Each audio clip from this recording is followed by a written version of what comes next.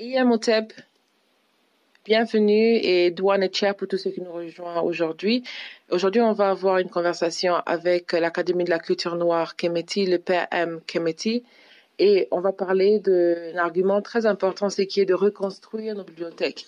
À chaque instant, quand on parle du fait qu'on a perdu la bibliothèque d'Alexandrie, la bibliothèque de Tombouctou, les universités qu'on a perdues sur Kemet et tout, et qu'on sort, eh bien, la chose qu'on évite, ou l'éléphant qu'on évite de parler dessus, c'est comment faire pour reconstruire. Comment faire pour reconstruire ce qu'on a perdu. Eh bien, aujourd'hui, nous allons avoir une discussion sur quand nous sommes en train de remapper cette bibliothèque, qu'est-ce que nous devons faire? Douane et Cher. Oui, Douane et Cher, il y a quelque chose qui est très important à comprendre ici.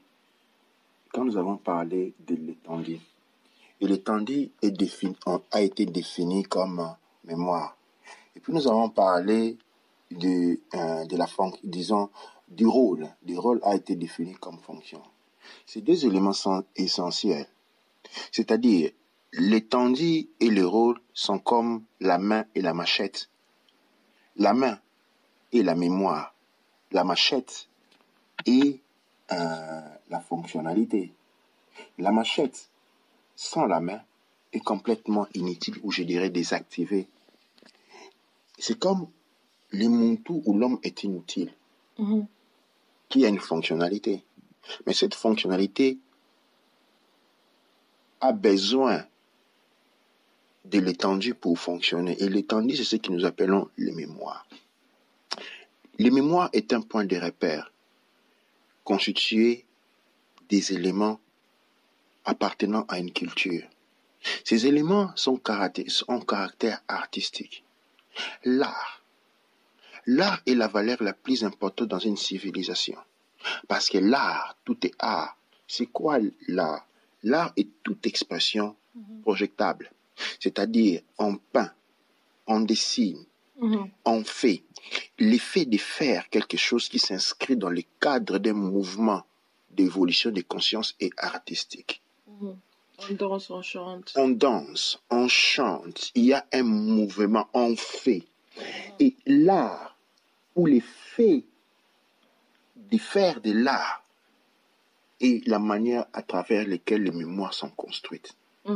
Et ici, d'ici naît un courant que j'appelle un courant né de la pensée de l'Académie de la culture noire, ce que j'appelle le courant kémétique ou la littérature kémétique. Keméti. Okay, la littérature kémétique, c'est celle précédente.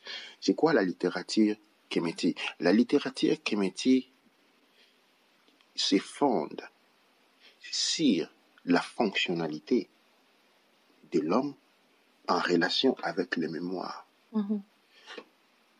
Cette littérature veut être produite, c'est-à-dire dans la production, nous avons l'art, dont nous parlons des arts,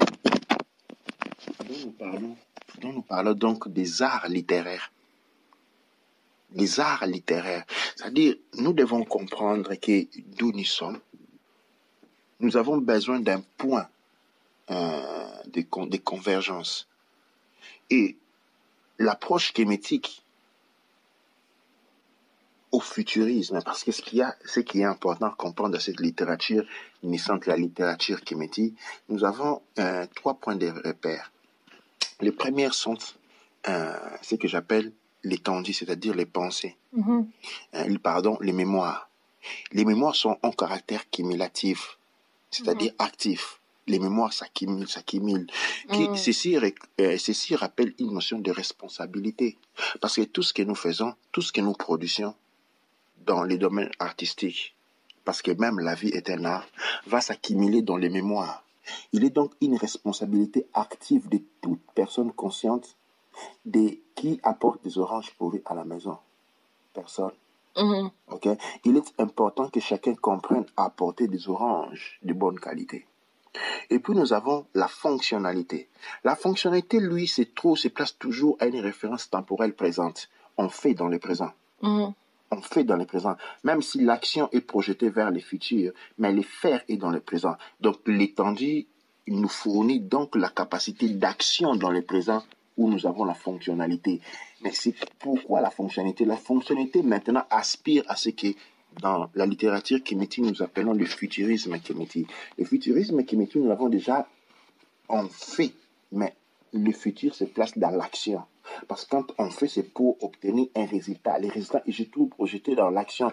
Et donc, nous avons le futurisme, ce que j'appelle le futurisme Kemethi, qui est celui, la capacité à orienter la destinée par rapport à une mission civilisatrice. Le futurisme Kemethi, nous le décrivons en réalité comme un art à part entière. Ce futurisme kémétique s'exprime à travers la musique, s'exprime à travers la peinture, s'exprime à travers la sculpture, les théâtres, tous les éléments artistiques doivent pouvoir. La musique, les cheveux. La musique, les cheveux, les habillements, la manière de parler. La manière de parler. La poésie, on a la manière d'écrire, on a même les vidéos aujourd'hui. La nourriture. Et tout cela converge dans ce que nous appelons la mission civilisatrice. Cette mission civilisatrice est un élément de ce que j'ai défini le futurisme kémétique. C'est un courant artistique, philosophique des pointes qui se raccorde à ce que j'appelle la littérature kémétique, qui est essentielle. Pourquoi elle vient à point? Parce que nous avons souvent parlé de la Renaissance kémétique. La Renaissance kémétique est un outil sans mémoire. Comme j'ai dit au début, une machette sans main ne sert absolument à rien. Elle est là, mais elle ne fait absolument rien. Nous avons besoin de la main. C'est quoi la main de la Renaissance? Tout le monde crie à la Renaissance kémétique, la Renaissance noire, mais c'est un outil. Et vu qu'il est caractère abstrait, l'être humain ne peut pas être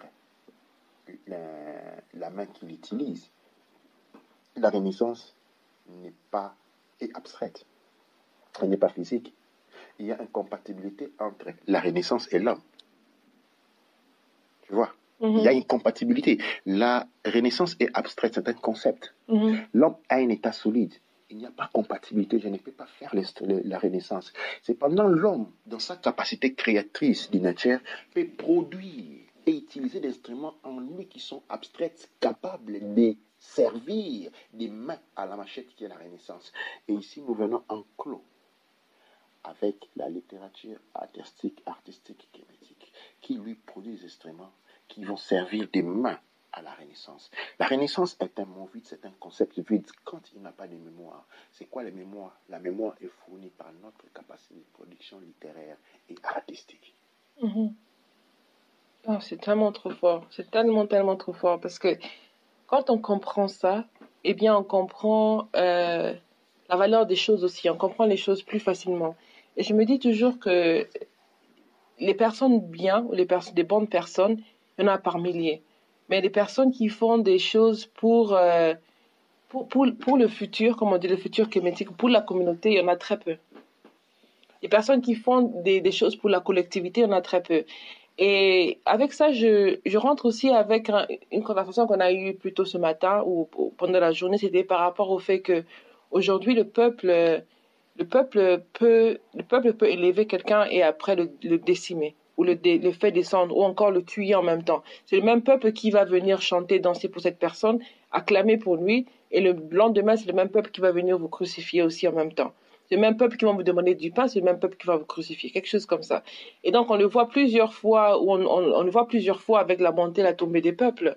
Eh bien, avec ça, je me suis dit, on s'est bien dit que c'est pas la faute du peuple parce que le peuple, il est comme, je dirais, le bras de la main. Donc, chaque partie du peuple représente différentes fonctionnalités du corps. C'est comme ça que sur Kemet, la vie était divisée en 14 parties. Ou même en 7 parties et puis 14 parties. Pourquoi? Parce que ça représente 14 parties du corps humain. Dans tous les membres, on a les membres, on a le cerveau, la tête, et puis on a tous les membres toutes les régions du corps qui sont divisées en cette partie, et bien qui représentent la fonctionnalité du peuple, et c'est que le peuple représente aussi.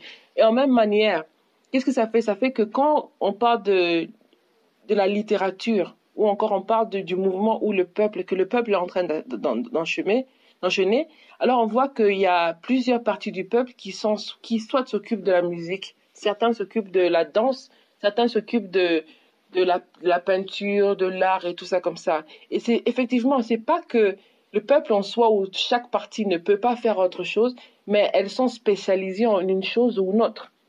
Donc on va voir, il y a des peuples qui sont spécialisés par exemple à faire des vases et d'autres qui sont spécialisés par exemple à la pêche, d'autres spécialisés à faire les cheveux ou encore à créer des produits pour les cheveux, à créer des huiles pour les cheveux, d'autres spécialisés à faire des peintures, à écrire des écrivains, des scribes et tout. Donc on avait vraiment différentes fonctions. Et c'était aussi réparti dans l'État aussi avec différentes fonctions à chaque instant. Et donc, en comprenant ça, je me dis que, donc, ce que nous devons faire, au fait, c'est de comprendre tout d'abord, qu'est-ce qui est facile en nous? Qu'est-ce qu'on peut faire avec nos yeux fermés? Qu'est-ce qu'on veut vraiment faire qui est positif pour la communauté? Et maintenant, le faire avec le point de vue de la littérature. Dans le point de vue de la littérature Keméti. Donc, il veut dire faire une action qui est là pour redonner pour le futur. Et avec ça, j'aimerais aussi poser une question. Vraiment pour bien saisir ce qu'on est en train de dire, c'est que si une personne est en train de faire une action, parce que souvent on se sent comme si on fait une action pour nous-mêmes ou on se sent ailleurs, à l'extérieur, comment est-ce que cette personne peut œuvrer en se sentant partie de ce corps? Cette personne sait que je fais partie du corps sans pour autant être conscient ou même voir ce corps, sans pour autant être conscient ou même voir le chemin Keméti ou le futurisme Keméti. Comment une personne peut œuvrer pour quelque chose qu'il ne peut pas encore voir, en sachant que cette chose, elle existe déjà et elle sera encore plus forte dans le futur. Dua Nature. Dua Nature, Dua Hunter. Nous avons par rapport à cela ce qu'on appelle modéler. Les courants philosophiques, prenons par exemple les cartésiens, ont modélé les raisonnements jusqu'à aujourd'hui. Nous savons que l'Occident était très barbare d'une certaine manière. Avant le monde cartésien, il y avait un monde complètement différent. Les cartésiens a été appliqué. Les Socrates sont venus, ont apporté la maïtique, comme par exemple les techniques de raisonnement. Ces techniques, quand on regarde par exemple le fonctionnement occidental jusqu'à aujourd'hui, on peut retrouver la maïtique. Question-réponse, question-réponse, question-réponse, question-réponse. Aujourd'hui, tu les trouves dans tous les départements. Quand tu vas à la police, on pose des questions, tu réponds. Quand tu vas à l'hôpital, on pose des questions, tu réponds. C'est la maïtique philosophique qui a été appliquée. C'est un courant littéraire et très, très important. Okay? Je suis en train de mettre ensemble la littérature et la philosophie parce que la philosophie n'est qu'une expression de la littérature. Okay? Et l'art et les bras de la littérature. Ils vont ensemble. Et aujourd'hui, pourquoi, sans un courant littéraire, on est dans le désordre. Le courant littéraire, c'est comme un programme pour un computer. Un computer sans un programme ne fonctionne pratiquement pas. Okay? Et c'est comme un microchip. Mais un microchip qui est du point de vue de la configuration de la société, de l'être lui-même. Alors, pourquoi aujourd'hui, le monde noir, nous sommes à la débandade? Okay? Très simple. Quel courant philosophique comme son propre nom? Tout ce que nous avons connu, par exemple, est les courants philosophiques de Léopold Senghor. Mais Léopold Senghor a étudié à la France. Okay. Tous les courants philosophiques que nous avons vus, nous avons étudié Fontaine, le marxisme. Ce sont des courants philosophiques. Le capitalisme est un courant philosophique macabre. Et nous sommes toujours associés à ces courants-là. Okay? D'une manière ou d'une autre. D'une manière ou d'une autre et d'une manière très désassociative. Parce que, par exemple, quand tu vas en IRSS, on a les courants marxistes. Okay? Et tout le monde sont comme ça. Et on va en la France, on dit capitaliste. Et tout le monde sont comme ça. Okay? Mais cependant, nous subissons toutes ces différentes influences où vous vous retrouvez dans une situation, dans une maison. Okay? Le papa était marxiste. La maman, c'était une capitaliste. Et les enfants sont des libéralistes, ainsi de suite. Ah oui. Okay? Et répéter la même division au niveau d'un quartier, d'une zone, d'un pays, et vous avez le chaos. Chaos total. Pourquoi? Parce qu'il y a incompatibilité. En fait, même, je me rappelle, il n'y a pas très longtemps, quand on a fait les élections récemment en Angleterre, en France et un peu partout en Europe, alors ils ont mappé tous les gouvernements. Donc, ça veut dire l'opposition principale et le gouvernement en place. Mhm. Alors, ils ont réalisé que et l'opposition et le gouvernement, ils appartenaient plus ou moins de la même case. Oui, c'est le même courant. C'est le même courant. Il y a un qui est plus, je dirais, il y a un qui est plus libéral et l'autre qui est plus conservatif. Conservatif. Mais à la fin, c'est carrément. C'est comme l'eau froide et l'eau chaude, c'est l'eau. Il y a un gouvernement plus social ou plus conservatif. On est en train de parler de la température. Mais dans le monde noir, nous n'avons pas une question de température. Okay? On n'a pas des gens qui sont traditionnalistes, moins traditionnalistes. On a des gens qui sont des socialistes et c'est rattaché à la philosophie russe parce qu'ils ont étudié en russe. Il y a ceux qui sont capitalistes extrêmes parce qu'ils viennent de la VAR des États-Unis. Il y a ceux qui sont libéraux parce qu'ils ont étudié en Italie, communistes qui ont étudié en Chine. Alors, ce mélange d'idéologie crée une incompatibilité par rapport à la fonctionnalité qui lui se retrouve dans l'être. Et ceci a mangé les sociétés noires. Ceci était un mal dans les sociétés noires. Et d'autant plus que ces courants, étudiés à l'étranger, ne pouvaient pas exprimer, par exemple, les côtés artistiques noirs. Absolument pas. Les côtés artistiques noirs étaient complètement abandonnés, accusés d'être avoir aucune valeur. Cependant, quand tu vas dans toutes les autres, même tu vas dans le communisme, tu vas voir l'art communiste est très important. Ils ont les fâches, c'est très important le côté artistique et tu dois y avoir cette compatibilité. Et donc, en tournant autour, c'est pourquoi nous introduisons avec force le courant littérature kémétique. Le courant littérature kémétique s'appuie ici sur les mémoires noires. Les mémoires noires sont exactement ce dont nous avons besoin pour activer notre fonctionnalité. Mais ces mémoires s'appuient sur les expressions artistiques. Et dans l'artistique, nous avons l'expression artistique contemporaine. Nous avons l'expression artistique du passé. Et nous avons l'expression artistique futuriste qui doivent être combinés. Et une fois qu'ils sont combinés, nous les éclatons, c'est-à-dire nous les segmentons. Nous avons la peinture. Il y a tellement d'expressions artistiques dans le monde noir. Il y a la fabrication des instruments. Il y a la poterie. Il y a les dessins à main libre. Il y a les jeux de peinture. Les jeux de peinture, c'est une expression artistique qui naît dans le monde noir. Les cheveux. Il y a les cheveux. Les cheveux sont faits de manière artistique. Avez déjà vu quelquefois quelqu'un où on a écrit une recension sur un modèle de cheveux? Jamais. Jamais. Okay? Et cela, c'est une pauvreté. Et le courant... Et on le perd, au fait. Ouais, et le courant littéraire noir, exactement. En fait, qu'est-ce qui se passe dans ces courants-là? En mettant l'accent sur la capacité artistique noire, on crée du travail. On crée de l'emploi en relation avec la fonctionnalité. Nous devons apprendre à consommer l'art noir. Nous devons apprendre à consommer la littérature noire, mais aussi à en produire. Nous devons apprendre à consommer l'art noir, mais aussi à en produire. Nous devons apprendre à consommer les théâtres noirs, mais les produire. La musique noire, et la produire. Et je parle de musique en tant qu'instrument de l'esprit. On parle de musique non seulement, parce que là, je pense qu'on vient de comprendre que c'est pas que le monde noir ne produit pas, mais il produit dans un sens qui est un peu éparpillé, dans le sens où dans le même pays, on a le mouvement marxiste, communiste, socialiste, on a les religions, on a des deux religions qui se battent ensemble, ou 3, 4 religions qui se battent ensemble dans la même zone. Et même des fois, on a le christianisme ou le catholicisme, on a 5, 10 versions dans le même pays, qui font qu'il n'y a pas, même dans la même ville, dans le même quartier, qui font qu'il n'y a pas une unité de que ce soit. Dans n'importe quel, même dans les écoles, ils ont des livres, certaines écoles ont des livres qui viennent de la France, d'autres qui viennent de la Belgique, d'autres qui viennent de l'Italie, et vraiment il y a ce bazar-là. Mais si on a bien compris, si j'ai bien compris, surtout dans le sens que, vraiment, je m'excuse, parce que là, j'essaye de comprendre aussi pour moi, parce que je me dis que s'il y a d'autres personnes qui écoutent, posez vos questions et je vais représenter vos questions.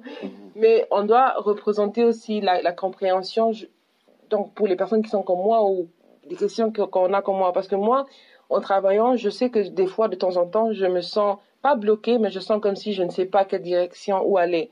Mais en écoutant ça, ça m'a ouvert une nouvelle porte, dans le sens que je me suis dit que, surtout quand on a parlé du futurisme, on a parlé aussi du kémétisme, la mémoire, le futurisme et le kéméti. Dans le kéméti, c'est là où on se trouve aujourd'hui. Donc, ce qu'on doit faire, c'est travailler dans ce qu'on fait. Par exemple, je donne mon exemple. Moi, je crée des produits pour la santé, pour la beauté ou quoi que ce soit. Donc, c'est vraiment travailler dans ce champ en question et créer différentes formes d'art. Parce que ça, c'est de l'art que je crée à la fin, au final. Donc, créer toutes ces différentes formules et continuer à les créer, peu importe ce qui se passe autour de nous.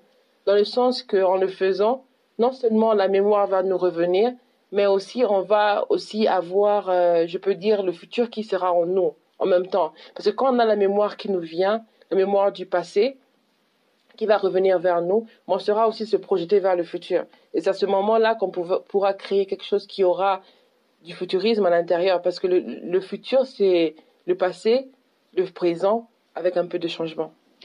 Un très grand maître m'avait dit un jour qu'investir dans la culture, c'est le plus grand investissement qui puisse jamais être fait.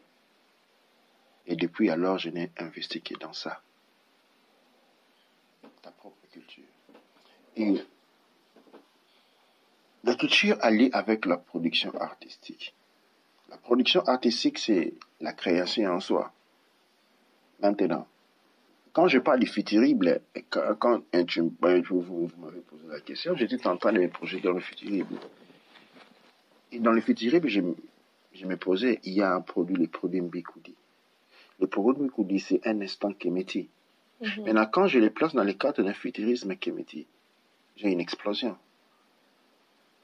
Imaginez les millions de potentialités de combinaisons des herbes, des huiles, ou même de la présentation du paquet, du contenitaire, qui peuvent être créés. Et maintenant, toute cette création constitue une recherche culturelle. Chaque produit Mbikoudi n'est pas un produit en soi. C'est un produit qui est né et a agrandi la richesse culturelle noire.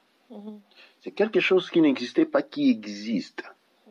Et cette existence, il faut la comptabiliser par seconde. Depuis que les tout premiers produits Mbikoudi existent jusqu'à aujourd'hui, combien de secondes se sont écoulées?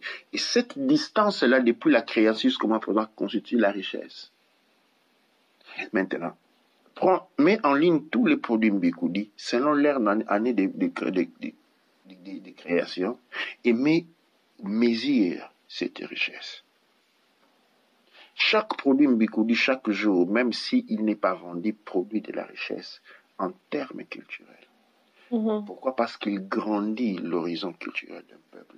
L'horizon culturel du peuple est la disponibilité de l'énergie potentielle en même d'être transformée en tout ce qui est disponible. Ça signifie quoi? Si aujourd'hui nous sommes capables de faire aussi autant, c'est parce que nous avons Mbikoudi. Ce que Mbikoudi a réussi à réaliser dans le temps, dans les 2 derniers 3 ans, c'est ce qui nous permet aujourd'hui de pouvoir nous étendre vers divers horizons parce que Mbikoudi devient le géant sur lequel nous nous levons et nous pouvons voir plus loin. Et chaque produit, chaque création, chaque jour de travail du point de vue artistique est un nouveau point d'arrivée. Alors tous ces niveaux de points-là, c'est ça la richesse, c'est ça la notion de la richesse. La richesse n'est que culturelle. Ce que nous voyons après, ce sont les expressions de valeur de cette culture. Maintenant, on tombe dans la pauvreté quand on perd la notion de la richesse culturelle, où on rentre dans la prostitution consistant à se vendre ou à vendre sa fonctionnalité pour obtenir des biens mesquins pour survivre. Parce que quand on est dans la prostitution professionnelle, on n'est plus dans les mémoires, qui lui, lié au créateur, fournit la vie. Mais on est dans la mise en valeur de la seule fonctionnalité. La fonctionnalité est la machette. Sans main, elle est inutile. Et quel est le produit de cela? C'est de l'illusion. Dans une illusion, nous avons vu comme cette illusion, tous les gens qui ont basé leur vie sur l'argent se sont retrouvés sans rien. Parce que rien de ce qu'ils avaient été réel. Mhm.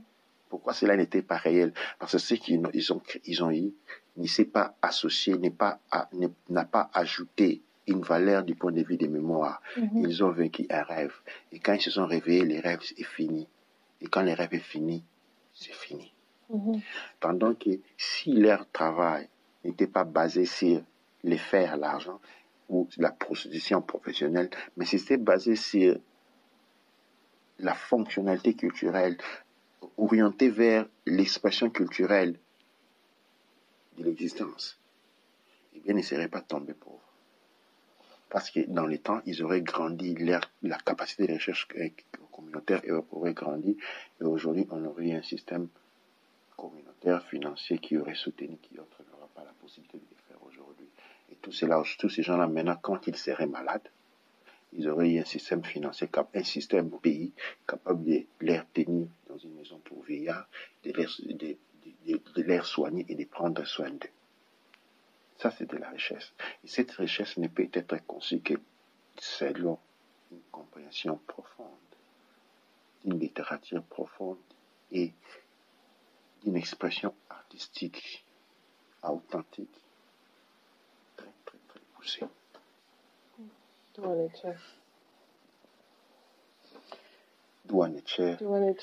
Et je pense qu'avec ça, j'aimerais prendre le temps pour méditer dessus. Et pour tous ceux qui ont des questions à poser ou des expériences, ou pour ceux qui veulent partager leur parcours aussi, je vous invite très, très nombreux à venir nous contacter. Et je dirais vraiment Douanetchea, parce que cette information, pour moi, c'est quelque chose qui me transforme, quelque chose qui m'a vraiment transformée dans le sens que, au fait, avant de finir, j'aimerais vraiment partager avec tout le monde, c'est que du moment où je me suis rendu compte que je faisais partie d'un corps, d'un grand corps, ma question c'était de quelle partie je faisais partie, d'où est-ce que je faisais partie. Et au fait, je me suis réalisé que si la bouche disait que moi je mange trop pour tout le monde, j'arrête de manger, en fait, le ventre lui dirait que c'est même pas toi qui digères la nourriture qui te fait grandir. La nourriture que tu manges ne te bénéficie en rien, c'est moi qui dois t'envoyer les nutriments pour grandir. Et le cerveau va rigoler, disant que c'est moi qui organise tout ça. Les mecs qui vont dire que qui met ça dans la bouche? Effectivement. Donc c'est vraiment pour dire que chaque partie du corps travaille sans pour autant se poser ou se rendre compte de ce que l'autre partie du corps est en train de faire. Chaque partie de nous devrait travailler et rester à son poste, peu importe ce que son voisin est en train de faire.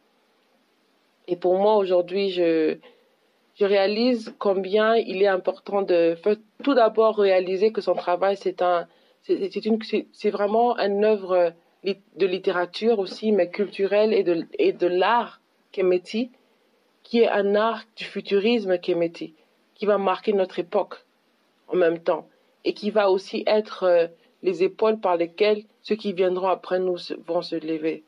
Douanetchea. Doua Unter, Doua Netcher, Doua Amonra, Doua Netcher.